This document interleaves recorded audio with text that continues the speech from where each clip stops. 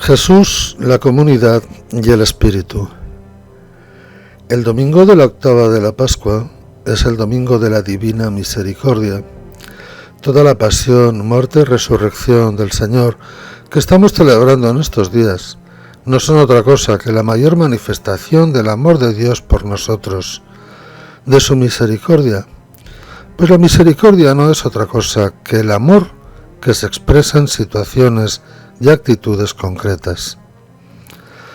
Ya los salmos y los libros proféticos cantaban la misericordia de Dios por su amor a su pueblo y por la paciencia que mostraba con los pecados cometidos. Pero esa manifestación de su amor llega a su mayor expresión en el misterio pascual, su muerte y resurrección, para obrar la redención y darnos la vida eterna.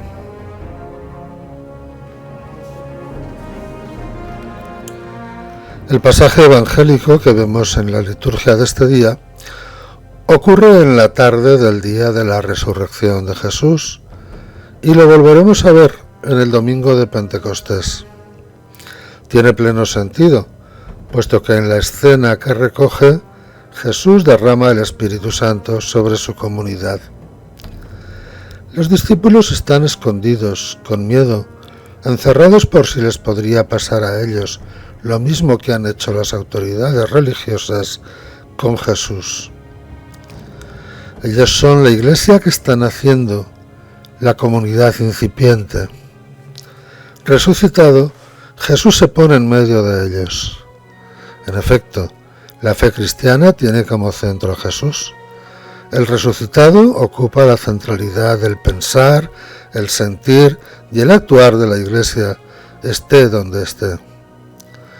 El hecho de que les muestre las llagas es para que le identifiquen con el que fue crucificado. Ellas son el testimonio más genuino del paso del resucitado por este mundo. Ese es su mismo cuerpo. Él es la misma persona. Jesús les saluda con el saludo de la paz y ellos se llenan de alegría, tal como lo anunció en la última cena en el relato de San Juan. Jesús recuerda que ha sido enviado por el Padre y que ahora Él envía a los discípulos. La misión de Jesús continúa en el mundo por la acción de la Iglesia. Es una misión divina y para ello le da su poder divino, la fuerza del Espíritu Santo y la capacidad de perdonar o retener los pecados. Notemos que solo Dios puede perdonar los pecados. Pues bien, para que veamos que la Iglesia actúa con el poder del mismísimo Dios, Jesús la capacita para esta función tan exclusiva.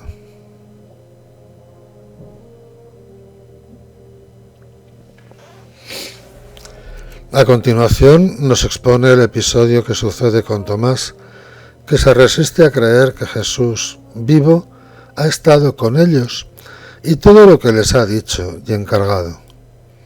Tomás exige ver su cuerpo traspasado para poder creer, incluso tocarlo.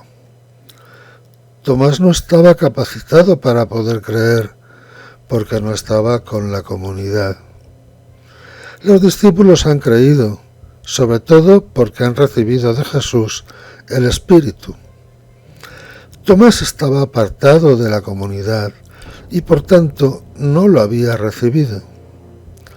Sin la comunidad es difícil poder creer en Jesús. Por eso Tomás no es capaz. 8 días después, el domingo siguiente, hoy, Jesús vuelve para rescatar a Tomás.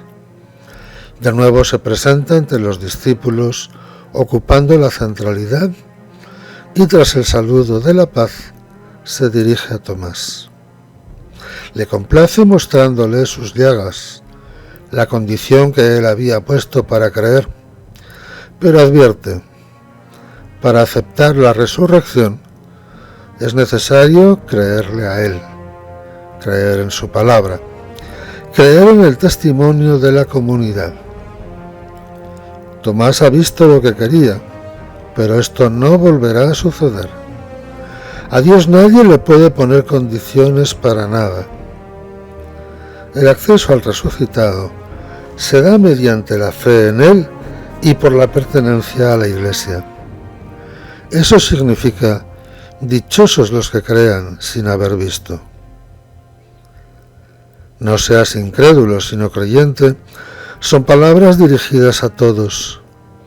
Ser creyente es unirnos a su persona, hacer vida su enseñanza, confiar en que Él es quien nos dijo ser, transmitir y extender su palabra, relacionarnos con Él desde el amor y la intimidad, pues está vivo, resucitado y vive en nosotros mediante su Espíritu Santo.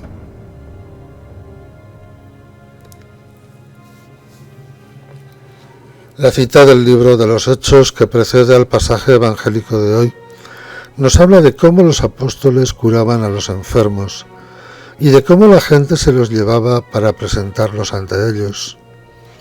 Ese mismo libro recoge ampliamente la predicación y la enseñanza de los apóstoles. Es la concreción de lo que estábamos diciendo, que emana de lo que Jesús dice en esta escena del Evangelio. La Iglesia actúa con el poder de Jesús y con la autoridad de Jesús. La Iglesia es depositaria y continuadora de la misión de Jesús en el mundo, que es a su vez la propia misión que el Padre le confió primero a Él. Por tanto, para ser consecuentes, actuaremos con coherencia si intentamos vivir como Jesús, si obedecemos al Padre como Jesús, si sabemos entregarnos a Dios y a los demás como Jesús.